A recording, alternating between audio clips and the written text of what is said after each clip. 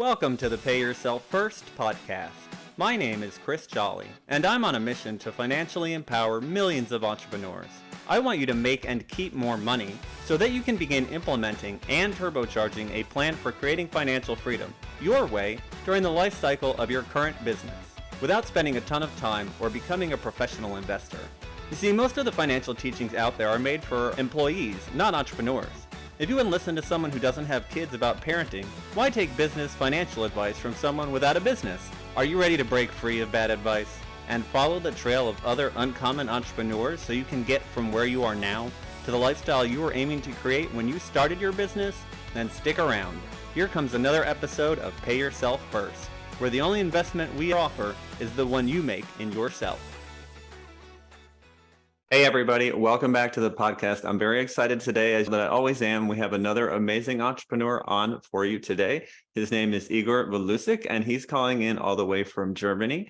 Igor, thank you so much for taking the time out of your day. Your business is IV Transformations. We're so happy to have you on. Thank you. Thank you so much. Thank you for having me. It's my pleasure to be here. Yeah, I'm sure we're going to have a blast. It's going to be some great conversation, and I know that the audience is going to take a lot of value away from it. So I'm really glad you could take some time out of your day. Now, you have a background in marketing, you do coaching, a little bit of everything. Can you tell everybody out there exactly what your business is and who you serve right now? Yes. So I could be an example for people that do multiple things. Everybody says you need to pick something, and I was resistant at picking something. So I created something of the things that I love. What I love is marketing, helping people to market themselves. My background was in theater marketing, so I did a lot of years there. From that, I progressed into dealing some of my own personal struggles that I have from growing up. And I seek different forms of ways and modalities to help myself. And this is how I then became a hypnotherapist and a coach. And today I've bundled everything together. I am helping people with their business strategy, following their dream, believing their dream, because a lot of us, we did not actually thought that things would be possible. So it's like working through what life brings you and then making the best out of it and creating a future for yourself in how you want it to be.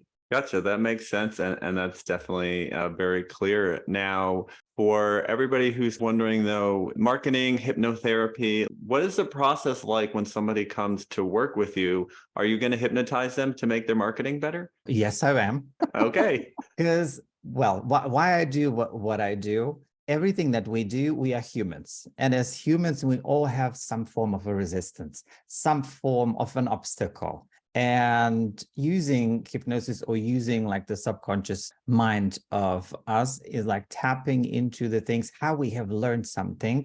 It might have served us back then while we were growing up, but it doesn't serve us when we want to market ourselves. And all of these beliefs that we have about us and other people will show up in the way we market ourselves, in the way we present ourselves, in the way we make business. So like for me, it's a natural process. It might feel a little bit different for other people. So I combine like the business strategy with the subconscious mind work in order to help the people move quicker through whatever obstacle they have. Yeah, and that subconscious work is so integral to actually making long-lasting changes in your life, because no matter what sort of practices you take on the outside, if you don't fix that thing that you've had hardwired for 30 plus years or whatever inside of you, there's no way that you're going to overcome it and become a different person. Yeah, it's difficult. You will not even see it, because our subconscious mind drives us. Our whole program, our whole system, we're breathing not consciously. Everything serves a purpose, and that purpose served a certain time. And our, let's say, nervous system wasn't wired in for entrepreneurship.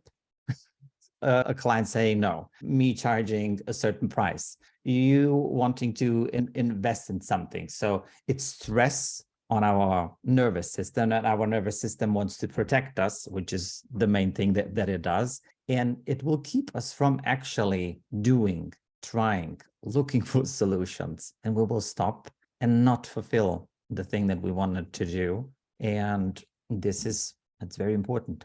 Yeah, it's trying to keep us in our comfort zone, definitely. So for entrepreneurs who want to rewire their nervous system for being an entrepreneur, what is maybe one or two practices you could suggest to them that would help with that stress? Okay, so one thing would be to identify how we behave. So giving you like an example, let's say we have a resistance towards charging, whatever, let's say the price is $100 and you've been working at it and working, you would like to do it, but something is not allowing you to do. So what you want to do, you want to filter out the thoughts that you have around this price. Why do you think you cannot charge this? Why do you think that your product is not worth the price? Because these subconscious pattern will just be piling underneath from where you will make decisions. So by you actually pulling out those thoughts on paper, you are distancing yourself, and you can,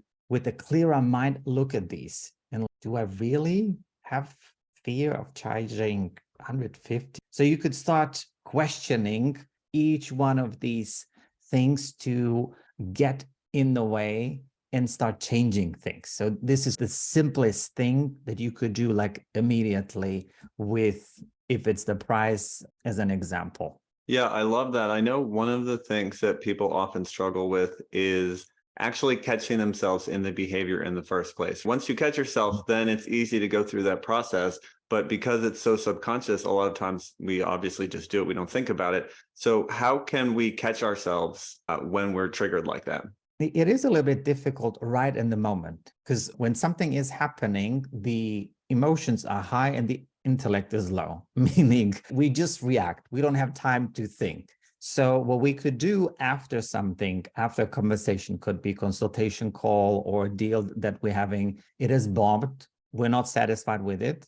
After it, you do this, what I just said. After that, you sit down and start pulling those things out and distancing from yourself and looking at it and then seeing, okay, what could I have done differently? Was this really the only way that I could have done it? Why have I reacted the way that I did? So it gives you room and space to think, and your mind to actually brainstorm different ways of how you could have done something. And that opens a new possibility for the next time. Because it's not about succeeding, it's about learning and getting better at something.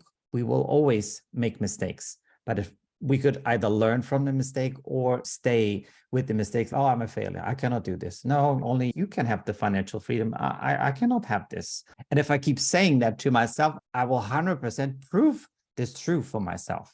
Yeah, I think one thing that really sticks out for me about entrepreneurs is that they are willing to fail just like everybody else, but unlike everybody else, they see that failure as an opportunity to learn from their mistake and to do better next time. Whereas so many other people just see it as a reinforcement of the belief they already have and a reason to not try again the next time. Yeah, 100%. And that's why you deliberately want to put yourself in these situations, because certain situations they're life-threatening, although we might be thinking that they are life-threatening, or our nervous system is having a body reaction that we just want to hide or run away from something. But to stay and having the courage to stay in that difficult or in that tension where we might not know what to do, where we might not know how to actually navigate the situation. So it's okay, I'm fine. Nothing will happen. I will not die. I'm staying. Yeah, sometimes you just need the most simple of reminders. Yeah. That's funny. Okay, now, Igor, can you tell me, in your work with entrepreneurs, what do you find for business owners is often their biggest limiting belief that keeps them from succeeding at the level they're capable of? I would say to imagine what they are capable of, because most of us, we are quick in finding the excuses of why we cannot do something, why something is not possible, why something is not available. But when it comes down to looking into the other side of it, why not me? How could I do this? If somebody else has done it, why shouldn't I be able to figure this out? So we're leaning towards the other because it feels so much safer. This is uncertain. It is unresearched. So we go basically into our past. We look back and ask ourselves, okay, so tell me, Igor, how successful will you be in your future? But what has my past to do with my future? Basically nothing. But we make decisions, or we like to make decisions from our past because the past is known to us and gives us reassurance. So we're like, oh, I've reacted this way, so I will probably react the same way, which is not the case and doesn't have to be the case if we don't make the conscious choice to go and act in this way. Yeah, absolutely. It's so easy to assume based upon our past experience that the future will continue to be like the past. But as you said, that thought itself locks it in and makes it a self-fulfilling prophecy. Yeah. Yeah, absolutely. So interesting the way that the mind works. Okay, now you have a really interesting story about how you got to where you are, everything that you've been through. You grew up in a war-torn country and you had to leave. Can you tell everybody what that was like and how it has affected you both as a person, as an entrepreneur? So the reason why I do what I do today is because of how I grew up. So let's say I had a normal childhood up until I was 10. And then in ex-Yugoslavia, there was the civil war. So we then went to Germany, stayed here as refugees for 5 years. Then we moved back to home. Everything was being like home, but nothing was like home. Everything has changed. So then we went again. We sought asylum in the Netherlands, stayed there for almost 2 years, then moved back to Germany, then moved to Croatia, then moved to, so it was like a lot of moving in that. So throughout my upbringing, my childhood, I felt different. I felt that I didn't fit in. Anywhere where we go, I would be the new one, the different one. So the question was like, where's my home? And for me personally, who am I? Like, what is my identity? And that put me on a path of looking to see what has happened in my home country. Why did it happen? And this is how I basically came into this work of, first of all, I was trying to understand and resolve some of these things for myself. And that led me then to help other people with their own struggles and then also dreams. Because after the struggle, when we have dealt with a certain thing that is a burden to us, what now? Like, where now do you want to go? What now do you want to do? Now that you are not in that survival mode and that you need keep your head above water. Can also be with earning like the minimum wage. Like now that you have enough money to sleep somewhere, to eat, to do that. Now that we have covered that, what's the next step that you are looking at? What's the next level of safety that you want to create for yourself? Yeah, it's absolutely amazing because it's so often that our most challenging experiences are actually the ones that lead us to the most fulfilling work that we do. Because after having gone through that, it changes the way that you look at the world, the way that you interact with other people. And I think, at least from my perspective, it just makes you really want to reach out and help other people because you never know what they might be going through or how hard it might be for them. Yes, 100%. Okay, riveting. Now, I want to ask you a little bit about the finances and your business. The first place I want to start is I want you to imagine that your business is like a garden hose. And we know that water flows through a garden hose, but sometimes the hose will kink over itself and that stops the flow from coming out. So if there's one kink in your business that's stopping the flow of cash coming into it, what is that kink? It would be if I stopped marketing myself, if I stopped engaging with people, because I get a lot of business through referrals, through network, through collaboration. So if I stopped doing that, then I would see a significant drop. Now, I want you to tell me a little bit about financial freedom. It's one of my favorite things to ask about because the answers are always so inspiring. So imagine that you're in a place in your business where you don't have to show up to do the day-to-day tasks. Mm-hmm. And you're only doing the things that you really love, or you don't have to show up at all if you don't want to. Mm-hmm. All the money that you could ever need to fund the lifestyle you always dreamed about comes to you. What are you going to do with your time then? Now you are taking me on a trip. Now, I would still seek people to help them. I love helping people. I've did it before I was earning money with it. That's the first thing that comes to mind. I would like to have a piece of property near the sea. I'm a sea person. I love it. It just enlightens me. Yeah, I know the feeling. So these are the two things what I see myself do and truly enjoy. Very nice. I love it. Okay, so as you're working towards that future, what have you found to be the most effective for you as you build towards financial freedom? Getting rid of my money beliefs. So I used to tell myself, no, this will be too difficult. You cannot do this, or it's other people can do it, but not you. Look at where you're coming from.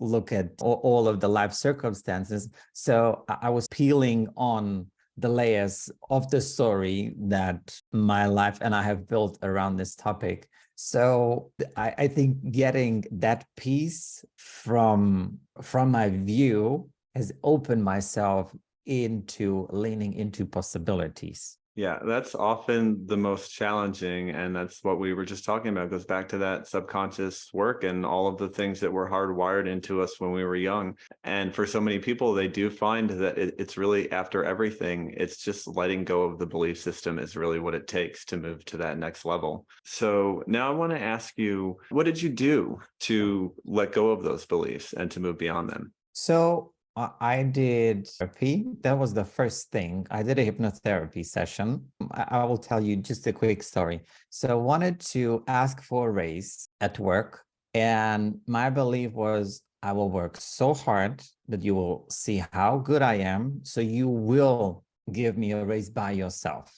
And the time was passing by and I was still thinking that and waiting for that, but that did not come. And then I said, okay, but I think there is something for you to understand. So I did a hypnosis session and I immediately knew where that belief system came from. So after the session, the next week after it, I went to my boss. I told them like, this is what I do. This is what I bring to the table. I deserve more money. This position deserves more money. And what he said, you are right. Let me come back to you next week. He offered me then a 35% raise. So it was just a minor thing, but a huge thing for me to do in order to change. And that sort of kicked a lot of my willingness to dig deeper into other things and to clear these things out of myself, just as if we are, carrying or wearing the same shirt for years and years. You don't need to wear it anymore. You have worn it. It's enough. Let it go. Yep.